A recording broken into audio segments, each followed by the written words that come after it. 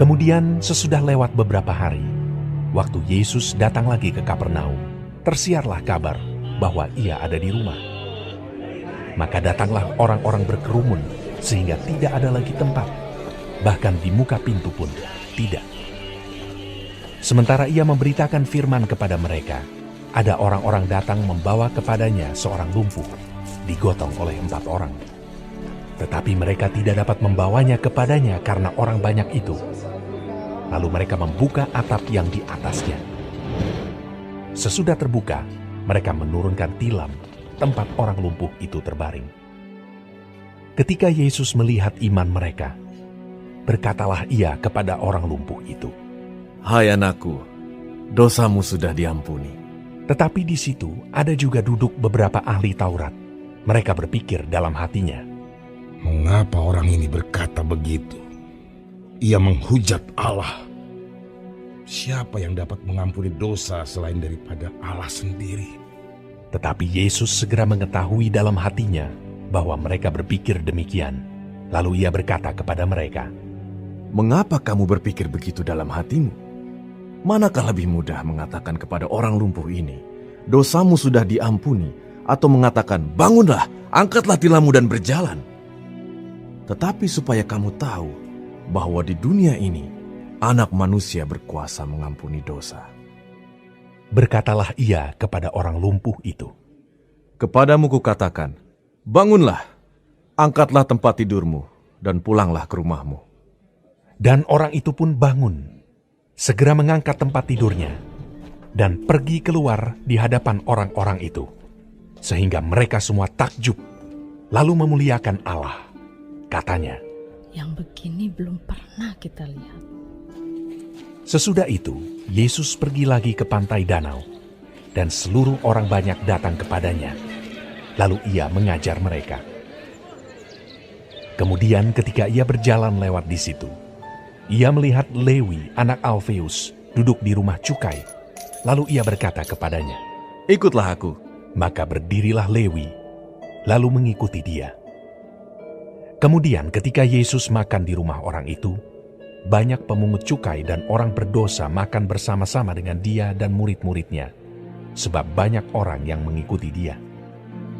Pada waktu ahli-ahli Taurat dari golongan Farisi melihat bahwa ia makan dengan pemungut cukai dan orang berdosa itu, berkatalah mereka kepada murid-muridnya, "Mengapa ia makan bersama-sama dengan pemungut cukai dan orang berdosa?" Yesus mendengarnya dan berkata kepada mereka, "Bukan orang sehat yang memerlukan tabib, tetapi orang sakit. Aku datang bukan untuk memanggil orang benar, melainkan orang berdosa." Pada suatu kali ketika murid-murid Yohanes dan orang-orang Farisi sedang berpuasa, datanglah orang-orang dan mengatakan kepada Yesus, "Mengapa murid-murid Yohanes dan murid-murid orang Farisi berpuasa, tetapi murid-muridmu tidak?" Jawab Yesus kepada mereka, Dapatkah sahabat-sahabat mempelai laki-laki berpuasa, sedang mempelai itu bersama mereka? Selama mempelai itu bersama mereka, mereka tidak dapat berpuasa. Tetapi waktunya akan datang mempelai itu diambil dari mereka, dan pada waktu itulah mereka akan berpuasa. Tidak seorang pun menambalkan secarik kain yang belum susut pada baju yang tua, karena jika demikian, kain penambal itu akan mencabiknya. Yang baru mencabik yang tua, lalu makin besarlah koyaknya. Demikian juga tidak seorang pun mengisikan anggur yang baru ke dalam kantong kulit yang tua, karena jika demikian, anggur itu akan mengoyakkan kantong itu, sehingga anggur itu dan kantongnya dua-duanya terbuang. Tetapi anggur yang baru hendaknya disimpan dalam kantong yang baru pula. Pada suatu kali, pada hari Sabat, Yesus berjalan di ladang gandum, dan sementara berjalan murid-muridnya memetik bulir gandum. Maka kata orang-orang Farisi kepadanya, "Lihat, mengapa mereka berbuat sesuatu yang tidak diperbolehkan pada hari Sabat?" Jawabnya kepada mereka, Belum pernahkah kamu baca apa yang dilakukan Daud ketika ia dan mereka yang mengikutinya kekurangan dan kelaparan? Bagaimana ia masuk ke dalam rumah Allah waktu Abiatar menjabat sebagai imam besar, lalu makan roti sajian itu, yang tidak boleh dimakan kecuali oleh imam-imam dan memberinya juga kepada pengikut-pengikutnya. Lalu kata Yesus kepada mereka, Hari Sabat diadakan untuk manusia dan bukan manusia untuk hari Sabat. Jadi Anak Manusia adalah juga Tuhan atas hari Sabat.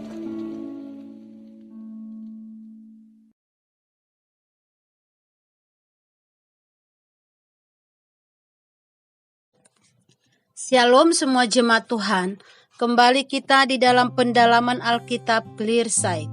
Sekarang kita sudah memasuki kitab Markus 2. Tuhan Yesus memberkati. Di dalam ayat 1 sampai 12, orang lumpuh disembuhkan. Di dalam ayat ini kita belajar akan ciri dari seorang pelayan yang memuliakan Tuhan, akan keteladanan mereka di mana mereka peduli kepada orang lain. Ketika tersiar kabar bahwa Yesus datang kembali ke Kapernaum, mereka segera membawa temannya yang lumpuh itu agar Yesus menyembuhkannya. Ini memperlihatkan adanya kasih dalam diri mereka dan kerjasama di antara mereka, sehingga tidak sulit bagi mereka dan keempat orang itu untuk menggotongnya. Dan mereka juga tidak mempersoalkan siapa yang akan mendapat penghargaan, dan mereka tidak mudah menyerah. Dan Tuhan pun melihat iman mereka, dan teman mereka disembuhkan secara rohani dan jasmani. Seberat apapun tantangan dalam pelayanan yang kita lakukan, jangan pernah menyerah. Di dalam ayat 13-17, Lewi pemungut cukai mengikut Yesus. Pemungut cukai adalah orang-orang yang tidak disukai masyarakat kala itu. Mereka dianggap sebagai pemeras rakyat dan antek-antek dari penjajah. Mereka juga dianggap pendosa karena relasi mereka dengan orang-orang non-Yahudi dan tetap melakukan pemungutan pajak pada hari Sabat. Menurut para pemimpin agama Yahudi, adalah terlarang untuk berbicara dan berjalan bersama para pemungut cukai, apalagi untuk makan bersama. Namun Yesus menjawab mereka, bukan orang sehat yang memerlukan tabib, tetapi orang sakit. Aku datang bukan untuk memanggil orang benar, melainkan orang berdosa, di dalam ayat 17. Di dalam ayat 18-22, hal berpuasa. Yesus tidak mengajarkan tradisi puasa pada para murid. Menurut Yesus, orang tidak berpuasa pada saat pesta kawin. Dialah mempelai pria dan umat Allah adalah mempelai wanita. Jadi selama mempelai pria ada di dalam pesta, maka yang ada hanya sukacita, bukan puasa. Bila mempelai pria pergi, barulah mereka berpuasa. Dan sampai Yesus memberikan perumpamaan tentang secarik kulit tua dan anggur baru. Kedua perumpamaan itu berbicara tentang orang Yahudi yang terjebak di dalam ritual agama. Mereka melakukan bukan karena kebutuhan untuk bersekutu, tetapi karena ingin pamer. Sebab itu Tuhan ingin menyatakan bahwa ritual agama yang membuat hubungan manusia dengan Tuhan jadi gersang. Tuhan ingin kita melakukan kegiatan agama kita karena kita mengasihi Tuhan, bukan sekedar ritual apalagi untuk pamer. Kiranya Roh Kudus menyegarkan dan memperbaharui kita. Di dalam ayat 23-28, murid-murid memetik gandum pada hari Sabat. Hari Sabat adalah hari ketika umat beristirahat dan bersenang-senang karena Tuhan. Allah menciptakan isinya 6 hari dan hari ke-7 istirahat. Sabat merupakan saat di mana manusia disegarkan kembali rohani dan fisiknya.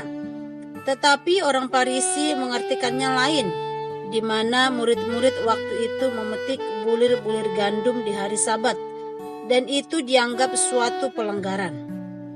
Apa yang dilakukan oleh murid-murid itu bukan melanggar Taurat, tetapi apa yang ditetapkan oleh orang Farisi sendiri, peraturan yang ditambah-tambahin. Sabat dibuat untuk semua umat manusia, untuk kepentingan dan kesejahteraan manusia, bukan untuk mengikat, bukan jadi beban. Mari kita syukuri karya Kristus di sepanjang hidup kita. Amin. Tuhan Yesus memberkati.